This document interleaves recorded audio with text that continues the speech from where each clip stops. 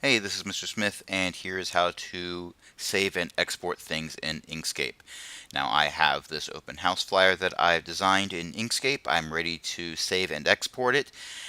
So I go up to File, and I go down to Save or Save As. The first time you save it, it doesn't matter which of these you pick, because it'll still act like it's Save As for both. Save will just be, oh, if you already named it, I'm just going to use the same name. Give it a name better than drawing. Leave the .svg suffix. Pay attention to where you're saving it. In this case, I'm saving it into my downloads folder because I guess I'm lazy like that. And you press save, and that file is going to then be saved. Now, this will save it as an SVG file, as it states. That is useful for a lot of things, especially if you want to go back and edit files afterwards.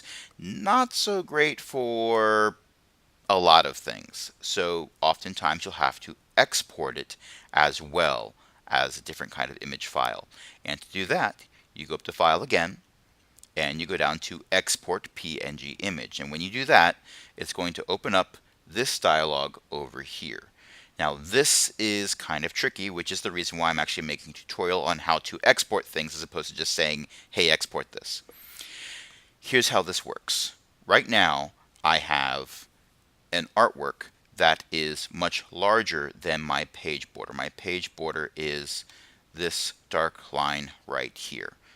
So if I picked drawing and I pressed export, it would export this entire thing, which is way too large for what I want to print out. If I have something selected and I pick selection, it's going to export everything inside this box here, which is also not something I want. Custom, I honestly have never messed with this, so you probably won't need to either. In this case, what I want to export is the page, which is everything inside that rectangle that I pointed out earlier. I want that little bit of border. Now down here, we have two buttons that say export. They are both important. We also have some size stuff over here that is important.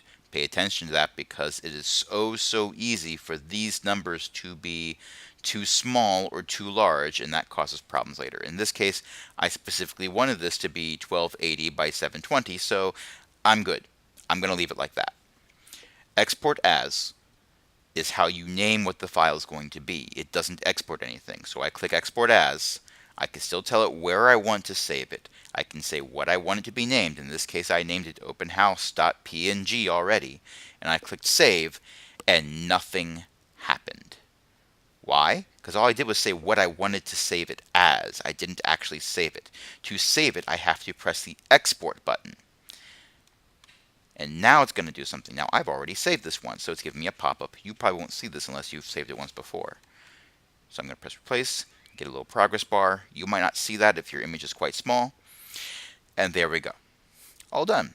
Pretty simple, right?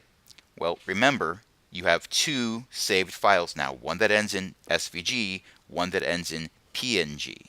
If you've been asked to hand in a PNG file or you need to use a PNG file, don't use the SVG file. That's not going to help you as much. If you have any questions, feel free to ask.